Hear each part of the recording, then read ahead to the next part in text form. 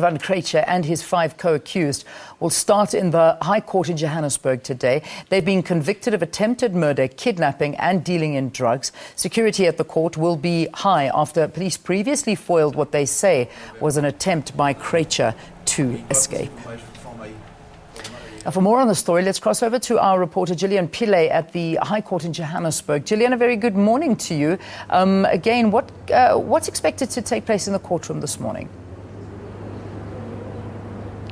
A very good morning to you, Leanne. Yes, as you can imagine, emotions and tensions are quite high. This has been quite a long matter, Leanne. A lot of stops and starts, and very few people thought that we'd actually get to the sentencing leg of today's proceedings.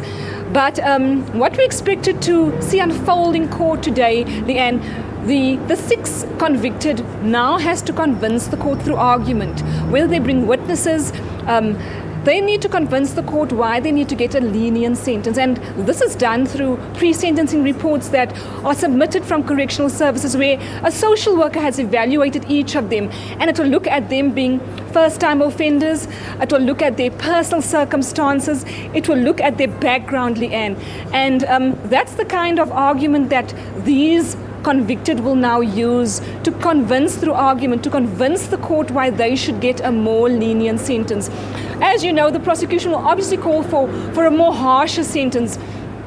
We're talking about kidnapping, we're talking about attempted murder, and we're talking about dealing in drugs. We know the state of crime in South Africa, and the court the prosecution would want the court to send out a harsh message to people who come into the country from other places and use South Africa as a springboard to further criminal activity. We know that Krejcir is quite notorious in the underworld, that when he arrived in South Africa in 2007, he built up quite an empire, and in the wake of that, we've seen figures like Lolly Jackson, Cyril Beaker, we saw George Luca, key figures that have been involved in criminal activity. We've seen those key figures pass away, they were taken out.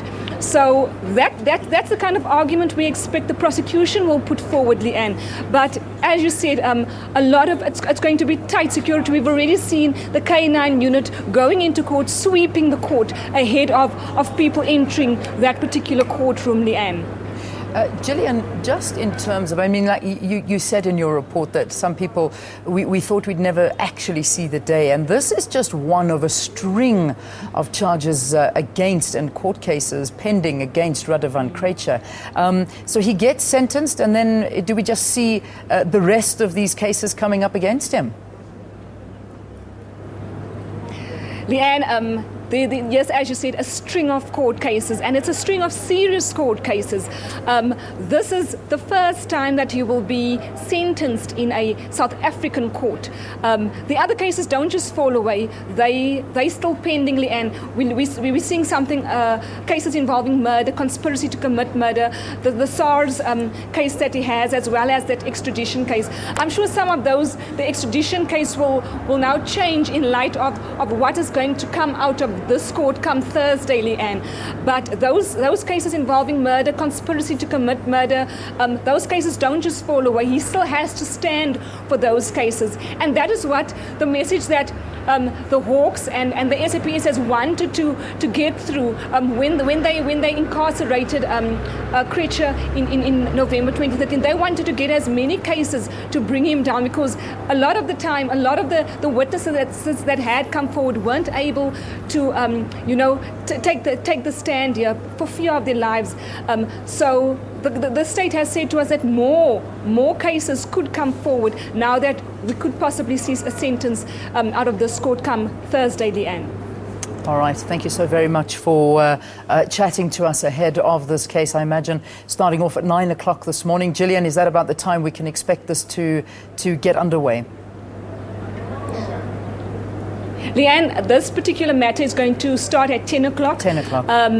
As Lamont said, yes, 10 o'clock, Leanne. All right. Thank you very much, Gillian. Updating us throughout the day, no doubt, here on SABC News. Thank you again for being with us, Gillian Pillay.